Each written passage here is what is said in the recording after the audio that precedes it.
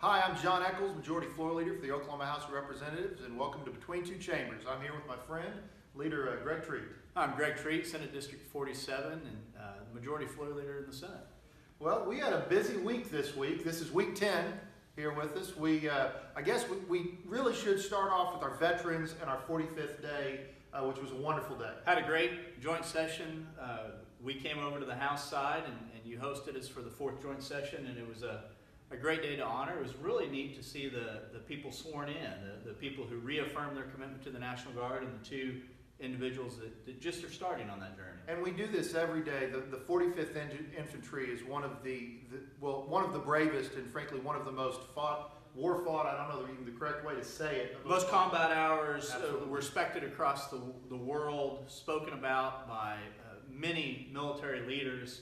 General Patton referenced him, General Eisenhower talked about him. That's right. We are very proud of the 45th. It's a big deal, and not quite as proud, but equally impressive. I think every senator could find the House. That was kind of shocking to me. As I said last week, the roadmap you provided me, I shared that. I hope you didn't mind. I shared that with my colleagues over here. That's good. I'm glad they could come Yes, up. yes. But we had a great day. We've had some issues with the Tallahena Veterans Center. We had dueling press conferences. The Minority Caucus had a press conference. The Veterans Caucus had a press conference. What you can hear from House leadership is we had our veterans talk about we have some of the best veterans benefits in the state of Oklahoma. We have some issues at that facility. We do need a new facility, but you're not going to see grandstanding out of the House. You're going to see results, and we're going to do what we can to take care of our veterans. I take offense. You said you won't see grandstanding out of the House. You won't see grandstanding out of the Senate either. I should be clear. Yes. There was no grandstanding. Fair enough. There was no grandstanding coming from the Senate either. Yes, on that issue. Not from our minority party, as far as I know, either over here. As far as I know, either. And one of the things the Senate did do is send the House a very reasonable bill that did go down in committee that I think we're going to try to bring back up and try to find a way to move forward with a new facility in Tallahena that can be paid for some by federal military dollars coming into the state of Oklahoma. And we have these centers across the state that are meant to take care of those people who put their lives on the line and were willing to make the ultimate sacrifice for us. We owe it to them to make sure that it's the top-notch quality of care. We had some issues a few years ago with the Claremore area. We've had quite a few issues with Tallahena. And we want to make sure when people put their loved ones in there that they know that they're going to be taken care of. Absolutely. And we've got to take that very seriously. Tallahena, there's a lot of really pent-up frustration with some people there because it's about jobs and it's about the status quo. And I'm not saying that in a pejorative way, but it's a really emotional issue. And so we've had some issues within our caucus of people talking about it. But it's the right thing to do to make sure that we protect the veterans. And I'm glad that neither the Senate or the House will be grandstanding on it. At all. And to brag on the Senate one other time to kind of make up for it. One of the great things we did this week is we passed several JRI bills, Justice Reinvestment Act bills, out of Judiciary Committee and Public Safety Committee. It's a rare move in the House to double assign. What I tell people is those bills were so good, everybody wanted a piece of them. But we really analyzed. I was the author, so when I saw him double assign, I thought, man, John Eccles doesn't like me. Yeah, that was not it at all. As we saw, they came out of committee.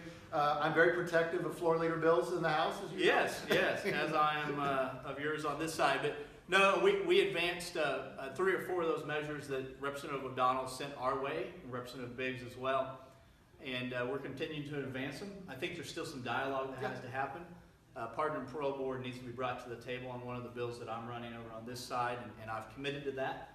And we're going to make sure that it's good policy. It's not just going with the tide. It's good policy. It keeps the public safe, and we're thinking long term, not just this year. And the next thing I think to watch coming out next week, we talked about is budget talks are hot and heavy. We've been talking about these JCAB bills. That's Joint Committee on Appropriations and Budget. It's a joint committee. We'll be releasing bills, I think, as early as on Monday.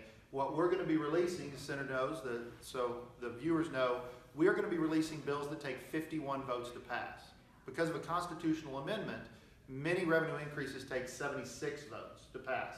We are going to start passing out those 51 votes, really moving, in my opinion, as early as we've ever started on the budget on some of these substantive JCAB bills, and we've been working closely with the Senate on these. And I think the House and Senate have been working together from the Speaker and Pro Tem to you and I to our appropriations chairs very well. there's always going to be some areas of disagreement, but I think the level of working together has been unprecedented this year. We're going to continue that. I know reading social media feed that Chad Alexander said he was going to submit questions. Unfortunately, he is not, so we can't answer the Chad Alexander questions, but we'd be happy to. If you have questions, send us an email, and I think we could try to take up some of those. We would. And I even offered on there to do a live Between Two Chambers on the Chad Alexander show. And, Yes. And we know he plays it, and this is our shout out to Chad Yes, Alexander. we appreciate him doing that, and we appreciate you watching. I think we've got a lot of work this week that has gotten through. This is a deadline week to get bills that are not House of Origin, so House bills out of the Senate and Senate bills out of the House. We've both been working diligently to make sure that is working. And then we'll only have 2 weeks of floor, so the next 2 weeks are going to be crazy busy on both sides, trying to get those bills off the floor before the April 23rd deadline. Well, it's an honor to work for you, the citizens of Oklahoma, and thank you for joining and listening to us this week. And tune in next week. We'll tell you what happened.